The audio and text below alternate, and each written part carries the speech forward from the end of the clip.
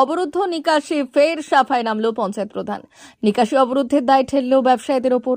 নারায়ণগড়ের বেলদা 2 নম্বর পঞ্চায়েত প্রশাসন গত 2 মাসে বার তিনেক মূল নিকাশি নালা সাফাই করতে বাধ্য হয়েছে। বৃহস্পতিবারও সাফাই করতে গিয়ে আবর্জনা স্তূপ দেখে ক্ষোভ প্রকাশ করল প্রশাসন।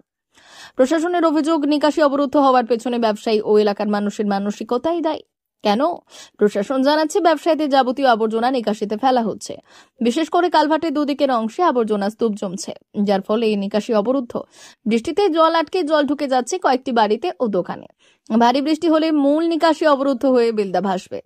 অবশ্য ব্যবসায়ীদের দাবি, বেলদাতে স্থায়ী ভ্যাট নেই, যে কারণে আবর্জনার সমস্যা থেকেই যাচ্ছে। প্রশাসনের আরতি, আগামী 2 মাসের মধ্যে পঞ্চায়েত এলাকায় কঠিন বজ্র ব্যবস্থাপন প্রকল্প উদ্বোধন হয়ে যাবে। তখন আবর্জনার সমস্যা থাকবে না। ততদিন অস্থায়ী ভ্যাটে আবর্জনা ফেলতে অনুরোধ করা হয়েছে। এদিন বেলদা 2 নম্বর পঞ্চায়েতের উপপ্রধান রবীন্দ্রনাথ অধিকারী বললেন, ব্যবসায়ী এবং জনগণ যে নোংরা ফেলে নিকাশি অবরুদ্ধ করেছেন তার সাফাই চালানো হয়েছে। তাদের কাছে অনুরোধ এমনটা করবেন, 2 মাস পঞ্চায়েতকে সময় দিন, আমাদের কঠিন বজ্র ব্যবস্থাপন প্রকল্প চালু হয়ে যাবে, তখন এই আবর্জনার সমস্যা মিটে যাবে।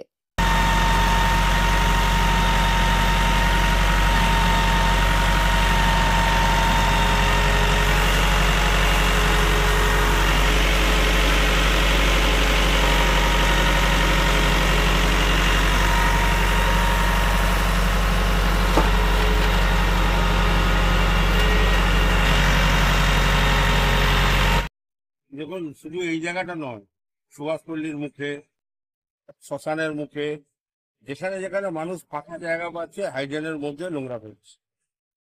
আজকে গ্রাম পঞ্চায়েতের উদ্যোগে আমরা জেসিবি নিয়ে, এখানে মানুষ দিয়ে করা সম্ভব নয়, কারণ ভাঙা বোতল, প্লাস্টিক, হোটেলের পাতা, বিভিন্নভাবে এমন অবস্থা করা হয়েছে যে 2 ট্রাক্টর মাল অলরেডি আমি এখান থেকে তুলে নিয়ে গেছি, আরো 1 ট্রাক্টর মাল উঠছে। আমরা মানুষকে, ব্যবসায়ীদেরকে অনুরোধ করছি, বারবার করে নিবেদন করছি যে আপনারা সারাদিনের বর্জ্যটা অন্তত সন্ধ্যাবেলা গিয়ে আপনারা কালী মন্দিরের কাছে, যেটা এখন অঘোষিত ভ্যাট হিসাবে আছে, সেখানে আপনারা ডিসবার্স করে দিন। এই ড্রেনের মধ্যে ফেলে আপনারা কিন্তু বেলদার নাগরিককে, বিশেষ করে ক্ষুদ্র ব্যবসায়ী, বৃহৎ মাঝারি সকল ব্যবসায়ীকে অনুরোধ করছি, প্লাস্টিকের বোতল সমস্ত কিছু নিয়ে জাম করছেন।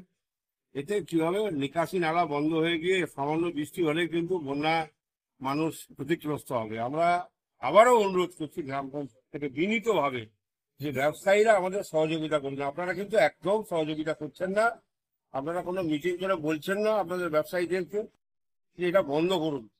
আমরা 2-3 মাসের মধ্যে আমাদের যে প্রজেক্ট, আমাদের সম্মানীয় বিধায়ক সূর্যকান্ত অর্থের বদান্যতায় এবং তার সহযোগিতায়, যেটা বেলদায় বিশাল একটা প্রজেক্ট হচ্ছে, কমপ্লিট প্রায়, সেটা সম্পূর্ণের মুখে আমরা প্রত্যেকের আবর্জনা তুলে নিয়ে গিয়ে সেটাকে রিসাইক্লিং করবো।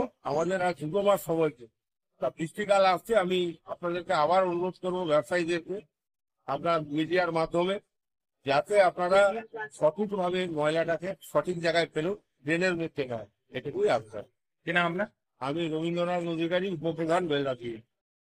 সোনার অলংকার মানে আভিজাত্যের অহংকার, চির বিশ্বস্ত, চির নতুন। বেলদার নবতম Tanushree hallmark jewellery house, Belda main road, Punjab ব্যাংকের বিপরীতে, যা আপনাদের সেবায় নিয়োজিত। আপনি এখানে পাবেন 100% সোনা, রূপো ও ডায়মন্ড জুয়েলারির আধুনিক নিত্য নতুন ডিজাইনের সমস্ত গহনা। সব পছন্দের সেরা কালেকশনের গহনা পাওয়া যায়। Tanushree hallmark jewellery house, Belda main road, Punjab ব্যাংকের বিপরীতে। যোগাযোগ 9999339860 অথবা 9999349860। বিশেষ দ্রষ্টব্য, আমাদের এখানে গহনার মজুরিতে 10% ছাড় দেওয়া হয় এবং পুরনো হলমার্ক সোনার পরিবর্তে নতুন গহনা কেনার সময় কোনো খাত বাদ দেওয়া হয় না। Tanushree hallmark jewellery house, Belda main road, Punjab ব্যাংকের বিপরীতে।